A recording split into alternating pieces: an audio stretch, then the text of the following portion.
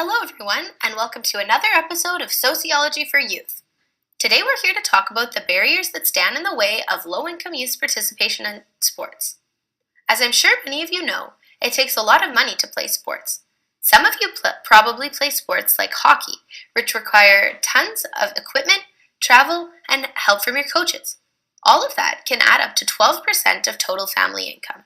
That's more than the percent of money spent on food per family in Canada.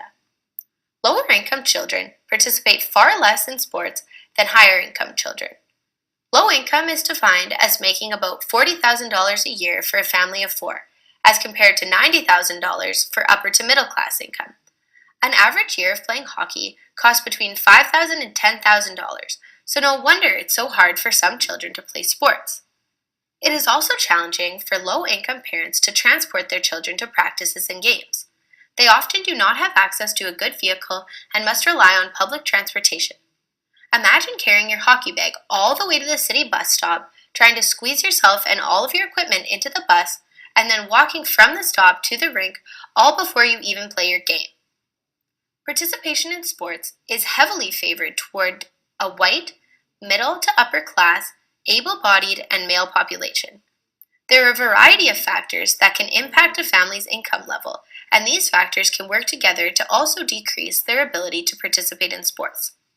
Things like ethnicity, race, ability, education, and family structure can all impact income levels as well as levels of sports participation. Social inclusion is another factor that is important to sports participation.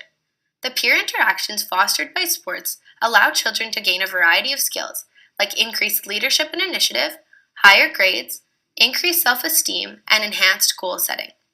These skills are all extremely important for future success in sports and later endeavors as well.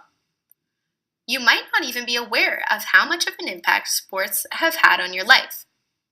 Try to think of some of the skills that you have learned from sports and how they have helped you in other aspects of your life. Unfortunately, low-income children are often excluded from sports and therefore do not gain the valuable skills that sports have to offer. All children should feel supported and included in sports so that they can be just as successful as other children. There's a long list of barriers that stand in the way of participation for low-income Canadian youth in sports. They can be direct barriers like not having enough money to afford the equipment, as well as indirect barriers like lack of transportation to the game.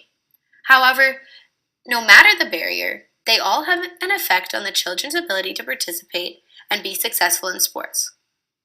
Now that you know about the barriers associated with low-income youth participation in sports, it's important to be empathetic and understanding about the reasons that some children do not take part in sports. By being empathetic, we can provide a more inclusive environment for all children in the sports community and try to make a more positive change in the world of youth sports. I hope you've enjoyed this episode of Sociology for Youth. Catch us next time when we talk about academic performance and alcohol consumption. See you soon!